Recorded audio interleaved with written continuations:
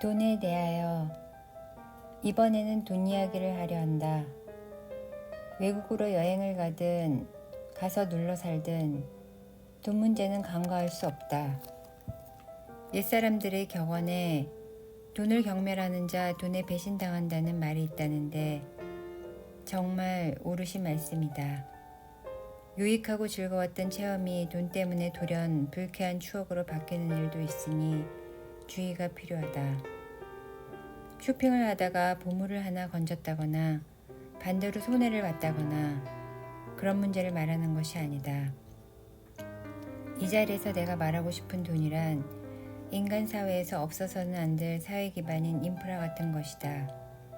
처음부터 빈틈없이 관리하면 나중에 생길지도 모르는 불쾌한 사건의 방패막이 될 수 있다. 가장 중요한 것은 신문이나 텔레비전에서 전하는 공식 환율은 어디까지나 기준일 뿐이라는 점이다. 실제로는 상당한 폭으로 오르내린다는 것을 각오해야 한다. 그러니 전자계산기를 타닥타닥 두드리기만 하면 된다고 여기면 뜻하지 않은 손해를 볼 위험도 있다. 왜냐, 환율이란 상대국의 인플레, 그것도 각 분야마다 다른 비율로 나타나는 인플레까지 반영하지 못하기 때문이다. 그 다음 대사관 관계자나 신문방송국의 특파원들이 전해주는 돈에 관한 정보를 말 그대로 받아들이지 말라는 점이다. 이들은 N의 가치가 오르든 내리든 그 차익을 보충해주는 시스템의 보호 속에 있기 때문에 환율의 동향에 민감하지 않아도 되는 행복한 사람들이다. 그 다음으로 자기 나라를 떠나 외국으로 향하면 왜 그런지 해방감을 느낀다고나 할까?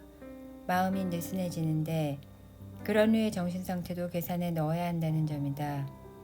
늘 익숙하게 사용하는 N이 아니라 유로를 사용하다 보면 끄트머리 두 자리가 주는 탓에 왠지 모르게 싸다는 느낌이 든다. 그래서 그만 지갑을 쉬 열게 되는데 여행자로서 나쁘지만은 않은 선택이라고 나는 생각한다. 앞에서 이야기한 내용과는 모순될지 모르겠으나 사람에게는 가끔 흥분도 필요하다. 지금도 원고지에 만년필로 글을 쓰는 생활을 계속 고집하고 있는 내게 만년필은 말 그대로 장사미천이다. 여러 가지로 사용해봤지만 축을 누르는 힘이 내 기분에 따라 변하는 터라 그 힘을 견딜 수 있는 제품으로 몽블랑을 택한 지 오래되었다. 적어도 내 자루는 늘 책상 위에 놓여있다. 내 자루나 상배에 두는 까닭은 원고를 쓰다가 잉크가 떨어졌을 때 바로 바통 터치를 할 수 있기 위해서이다. 그런데 매일 아침 일을 시작하기 전 내 자루 모두에 잉크를 꽉 채워둘 만큼 꼼꼼하게 생겨먹지 않은 탓에 잉크가 죄 떨어지는 일도 드물지 않다. 그런 때에는 리듬이 끊기는데 하고 혼자 투덜거리면서 잉크를 채운다. 작가의 집필 현장이란 이렇게 우스꽝스럽다. 그런데 그 중요한 장사미천 내 자루가 로마인 이야기를 쓰는 15년 동안에 완전히 엉망이 되고 말았다. 다른 만년필이 없는 것은 아니다. 전국 서점주 모임에서 선물해준 펠리컨도 한 자루 있다. 지금도 그것으로 이 글을 쓰고 있다. 이 만년필도 꽤 잘 써지는데 장사 미천이다 보니 한 자루 갖고는 모자란다. 그래서 로마 시내에 있는 몽블랑 전문점을 찾아 나섰다.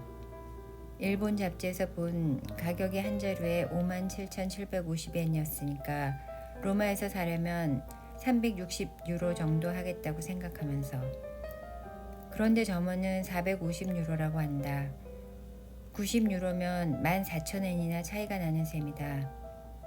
일본에서 사는 편이 싸겠다고 생각하면서 유로는 비싼데 N은 싸져서 민감해진 탓도 있고 해서 따져봤더니 이런 계산이 나왔다. 아마도 일본의 가격은 1년도 더 전에 수입한 가격 그대로일 것이다. 하지만 더 팔리고 새로 입하한 제품에는 그 후에 환율이 정확하게 반영된 가격이 책정되었을 것이다. 그러니 가격 인상은 불가피하다. 그건 그렇고 환율이 정말 급격하게 변했다. 제조업은 순조로운 듯한 걸 보면 정부와 일본은행이 정책이 없는 탓이라고 밖에 생각할 수 없다. 환차익을 보충해주는 시스템 덕을 누리고 있는 제2공관이나 특파원들의 정보에 전적으로 의지하는 탓일까? 피렌체식 스테이크를 뜻하는 비스테카 아라 피오렌티나를 나는 일본의 생선 초밥이나 튀김 요리와 같은 것이라고 생각한다. 집에서 요리하려 애쓰지 말고 처음부터 전문가에게 맡긴다는 의미에서 고기를 선별하고 자르고 굽는 방법 하나라도 불충분하면 스테이크를 먹었다고 할 수 없으니 집에서 이 조건 모두를 충족시키기란 불가능하다. 그래서 스테이크가 먹고 싶을 때는 꼭 전문 레스토랑에 간다. 요즘은 이탈리아에서도 요리사를 쿠오코라 하지 않고 셰프라고 부른다. 그러나 스테이크만큼 셰프와 궁합이 맞지 않는 요리도 없다. 그래서인지 이탈리아에서 스테이크 가게는 고급 레스토랑 취급을 받지 못한다. 때문에 미슐랭의 별과는 무관한 세계다. 내가 즐겨가는 곳은 에스파냐 광장 바로 근처에 있는 가게인데 처음 이탈리아에 왔을 때부터 지금까지 있는 가게니까 적어도 45년을 계속해서 영업하고 있는 셈이다. 실내 인테리어도 그때와 조금도 달라지지 않았고 요리 역시 그렇다. 종업원도 오래도록 바뀌지 않아 이탈리아로 말로 하면 오네스토, 정직한 요리를 지속적으로 제공하는 지금으로서는 흔치 않은 가게 중 하나이다. 스테이크가 목적이라서 이 가게에 가는 것이니까 파스타는 먹지 않는다. 또 피렌체식 스테이크에 사용되는 고기는 붉은 살덩이이기 때문에 살집이 두툼하고 굽는 정도도 아르상게가 아니면 안 된다. 피가 흐르는 상태이다. 그 탓에 2명 이상이 가야 한다는 것이 결점이라면 결점이다. 그래서 스테이크라는 이름이 부끄럽지 않게 애초에 큰 사이즈를 주문한다. 사이드 디시는 토스카나 지방 특산인 하얀 까치콩 샐러드와 루꼴라 샐러드 뿐이다. 와인은 키안티를 주문하든지 한 병을 다 마시고 싶지 않으면 하우스 와인을 주문한다. 이렇게 유서 깊은 가게의 특색에는 질 좋은 하우스 와인을 구비하고 있다는 점도 있다. 이렇게 해서 1인분에 60유로, 팁까지 더하면 1만엔이다. 도쿄 도심에서도 5,000엔까지 안 할 것 같은데 엔저와 더불어 유로권의 인플레 탓이다. 돈에 대해서는 마지막 복지인 오늘 지금까지 써온 마음가짐과 엔저에 대한 대응책 등은 싹 잊기로 한다. 낭비에 대해 쓰고 싶기 때문이다. 그렇다고 병적일 만큼 눈이 벌게져서 마구잡이로 사들이는 쇼핑광을 말하려는 게 아니다. 인생을 소소한 즐거움으로 감싸주는 자신을 위해 혼자서만 할 수 있는 낭비를 말하고 싶은 거다. 첫째 조건, 꼭 필요한 것은 안 된다. 여자는 이해할 수 있을 거라고 생각한다. 필요한 것에는 돈을 써봐야 조금 더 즐겁지 않다. 아무리 비싼 몽블랑 몇 자루를 사들인들 내게는 낭비가 아니다. 두 번째 조건, 한도를 넘지 말 것. 숫자든 금액이든 한도를 넘으면 우아함을 잃는다. 적당한 낭비는 우아하게 해야 원래 의미를 잃지 않는다. 물론 각자의 주머니 사정에 따라 적정 한도의 차이가 있다는 것은 말할 필요도 없다. 세 번째 조건, 사람에 따라 취향이 다르다는 것을 알고 행동할 것.